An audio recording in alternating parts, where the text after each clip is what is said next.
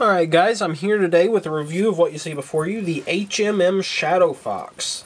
Now, unlike any of my other Zoids that I have reviewed on here, this one is not painted. Not painted at all. Not even panel lined.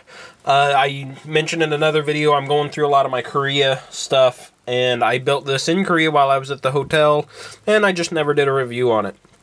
So, let's take a look at the kit all around here. It's a very nice looking kit right out of the box. No problems with it at all. As most HMM Zoids are. Right out of the box, they still look very nice. Painting just gives them that little bit extra. The gold on it looks very nice. Let's get a little closer here so you can see the gold. There's no marbling in it at all.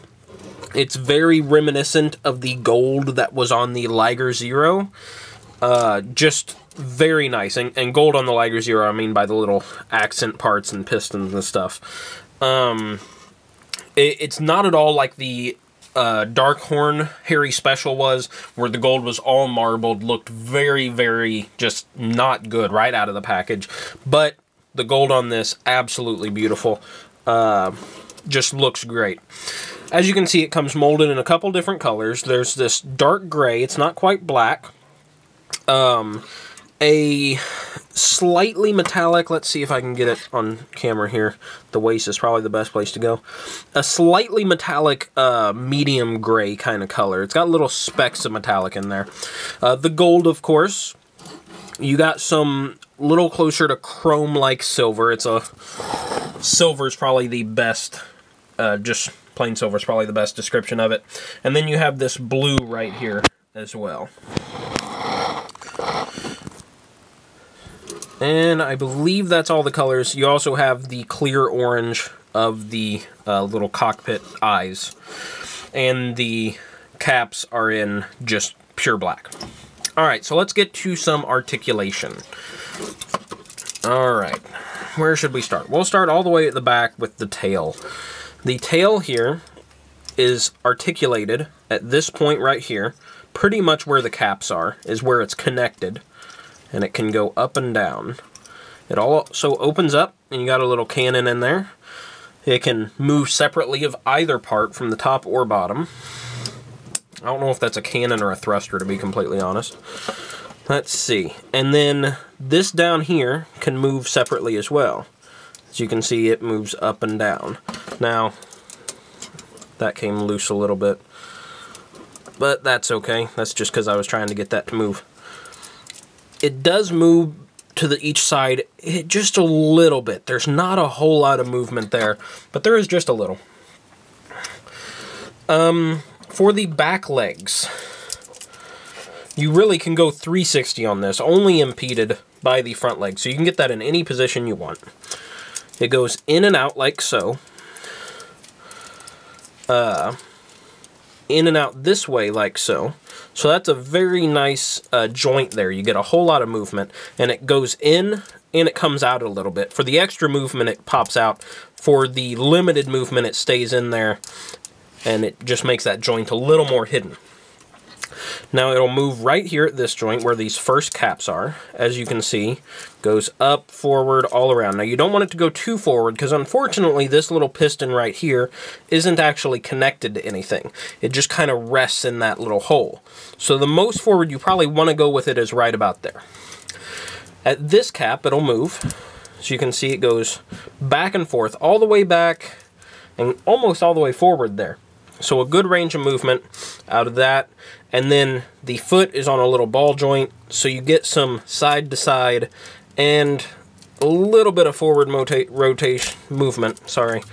I tried to go back a little too far with this and it popped out. There we go. So just a little ways there. And then this foot here is separate of the rest of it. It can be motioned down and up in a couple of different poses. So that's quite nice. A lot of articulation on the leg, to be honest. There really is. At the waist, we have a lot of articulation. Similar to some of the other kits, it kind of breaks apart here to allow for a turning rotation. As you can see, it can go good range of motion on either side of that. or whenever it's just standing in a straightforward pose, that can be pushed in so you hide some of those joints. It can go up and down a little bit. The waist motion is honestly a little difficult to show on camera, just getting it on camera and getting a good view of that. So we'll call that good. This cannon up here, I know I just popped that off, but it can be raised all the way up. Holds on by this little peg. So that can go all the way up if you want. And then it's separately articulated right here as well, so that can go up and down and all around. The barrels of the Gatling gun also rotate. And it spins 360, so that really can aim all over the place there. So a good wide range of articulation there. Let's move on to the front legs. Yet again, like the back legs, can go 360, just impeded by that back leg there. They can move in and out a little bit. Around this way, they have the same little function where that pops out and pops back in to give you that extra little bit of articulation.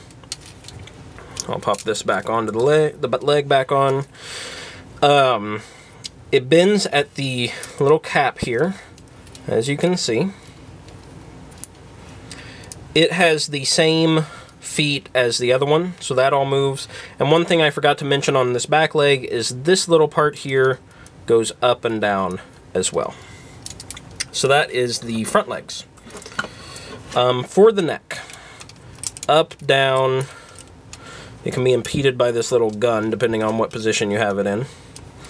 Side to side just a little bit. Not a bad range of articulation there. So now we'll move on to the head and get the head all the way down there. A lot of movement out of this head. And then with the help of the neck, of course, you can get it all the way up. A lot of different stuff you can do with it. Turns to the side, turns to the side. The neck and head rotation and movement, when used in combination with each other, really is just really fantastic. You can get it in all sorts of very expressive poses to put the head in. The head itself, also the cockpit opens. You can see, I believe that is Brad in there, if I'm right. Honestly, I don't know. It's been forever since I watched any of these shows. And get the cockpit down, and let's see if I can get the mouth open.